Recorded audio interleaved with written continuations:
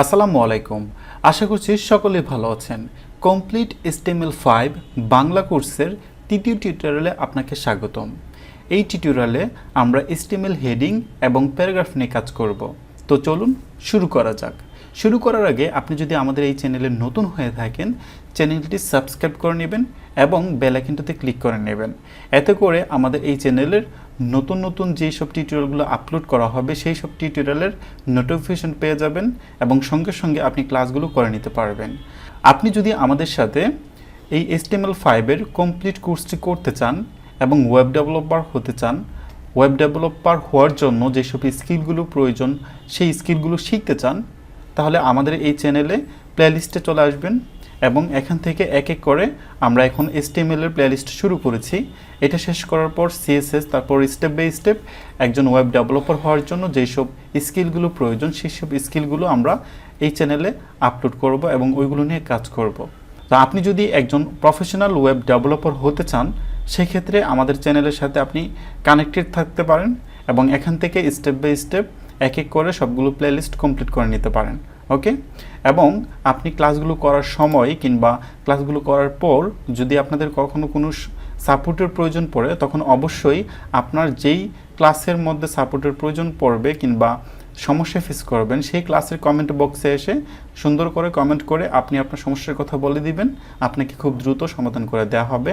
এছাড়াও আমাদের সাথে আমাদের ফেসবুক কমিউনিটি গ্রুপে অ্যাড হয়ে যেতে পারেন। এটি হচ্ছে আমাদের ফেসবুক কমিউনিটি গ্রুপ। এখানে এসে জয়েন গ্রুপে ক্লিক করে দিবেন, আপনার রিকোয়েস্ট অ্যাপ্রুভ করে নেওয়া হবে।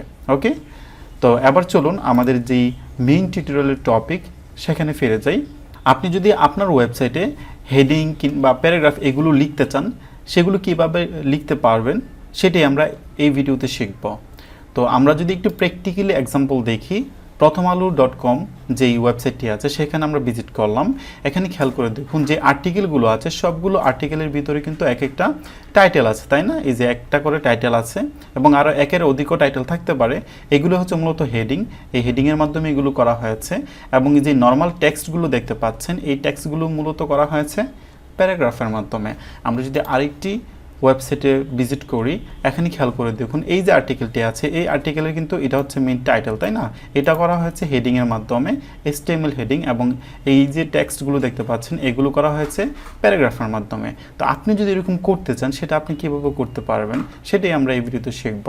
তো সেই কাজটা করার জন্য আমাদের যে code editor visual studio code সেটা আমরা ওপেন করে নিলাম এবং এখানে আগে থেকেই আমরা আমাদের যে প্রজেক্ট ফোল্ডার সেই একটা প্রজেক্ট ফোল্ডার ক্রিয়েট করে নিয়েছিলাম পার্ট 3 নামে, এবং এই প্রজেক্ট ফোল্ডারের ভিতরে একটা HTML ফাইল ক্রিয়েট করে নিয়েছি basic.html নামে। এবং এখানে আপনারা দেখতেই পাচ্ছেন এটা জাস্ট হচ্ছে HTML এর যেই বেসিক সিনট্যাক্সটা আছে বা HTML কোড রাইট করতে গেলে যেই সিনট্যাক্সটা আপনার লিখতে হবে সবসময় সেই সিনট্যাক্সটা এখানে দেওয়া আছে এবং টাইটেলের ভিতরে আমরা দিয়ে দিয়েছি HTML হেডিং অ্যান্ড প্যারাগ্রাফ। ওকে, তো এখন আমরা যদি এই অবস্থায় আমাদের এই ওয়েবসাইটটি যদি ওপেন করি তাহলে খেয়াল করে দেখবেন এখানে কিছুই দেখাচ্ছে না। এই যে দেখেন কিছুই দেখাচ্ছে, তাই না? কেন? তার কারণ আমাদের এখানে আসলে এখন পর্যন্ত কোনো কোড রাইট করিনি। তো আমরা যদি এখানে সিম্পল একটা কোড রাইট করি বা একটা টেক্সট লিখি, তামু ইজ হিয়ার, সেভ করলাম এবং আমাদের ব্রাউজারে গেলাম, খেয়াল করে দেখুন তামু ইজ হিয়ার এই টেক্সটটা কিন্তু এখানে সুন্দর করে চলে এসেছে, তাই না? তো আমরা এটা কিন্তু এখন নর্মাল টেক্সট হিসেবে এসেছে। আমি যদি এটাকে একটু রাইট বাটন ক্লিক করে ইন্সপেক্টে ক্লিক করি তাহলে খেয়াল করে দেখুন এই জায়গাটাতে এই যে টেক্সটটা সরাসরি কিন্তু এসেছে। এখানে কিন্তু হেডিং বা প্যারাগ্রাফ কিছুই নেই বা ওইরকম কোনো HTML ট্যাগ কিছুই দেখাচ্ছে না, কারণ আমরা ওইখানে আমাদের যে ভিজুয়াল স্টুডিও কোড আছে এখানে কিছুই দিইনি, তাই না?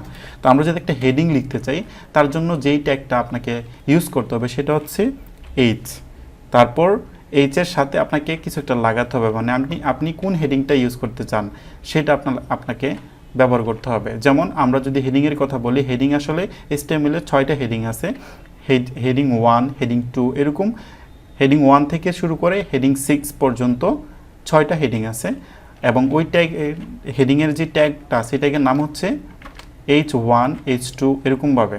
তো আমরা যদি প্রথম যে হেডিংটা আছে সেটা যদি লিখি লেফট অ্যাঙ্গেল ব্র্যাকেট তারপর H1 রাইট অ্যাঙ্গেল ব্র্যাকেট দেওয়ার সঙ্গে সঙ্গে ক্লোজিং যে ট্যাগটা আছে সেটাও কিন্তু এখানে চলে এসেছে, তাই না? তো আমরা যদি এটার ভিতরে এই যে ট্যাগ যেটা আছে হেডিংয়ের ট্যাগের ভিতরে যদি আমরা টেক্সটটা দিই তামো ইজ হিয়ার, আবার সেভ করি এবং আমাদের ব্রাউজারে যাই, খেয়াল করে দেখুন প্রথমে এই তামো ইজ হিয়ার কিন্তু অন্যরকম ছিল, এখন কিন্তু বোল্ড হয়ে গিয়েছে এবং বড় হয়ে গিয়েছে, তাই না? এটা কেন হয়েছে? কারণ এটা এখন হেডিং হয়ে গিয়েছে। আমরা যদি ওই তামো ইজ হিয়ার নর্মাল টেক্সটটাও এখানে দিই তাহলে আপনার বুঝতে আরও সুবিধা হবে।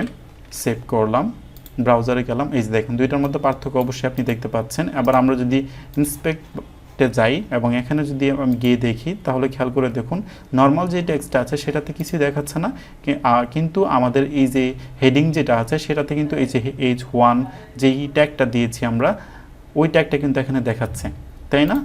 তো এভাবে আপনি হেডিং ব্যবহার করতে পারবেন। আর হেডিং আমি বলেছিলাম যে 6টা হেডিং আছে, H1 থেকে শুরু করে H6 পর্যন্ত। আমরা যদি এটাকে কপি করে এখানে একটু নিচের লাইনে নিয়ে আসি,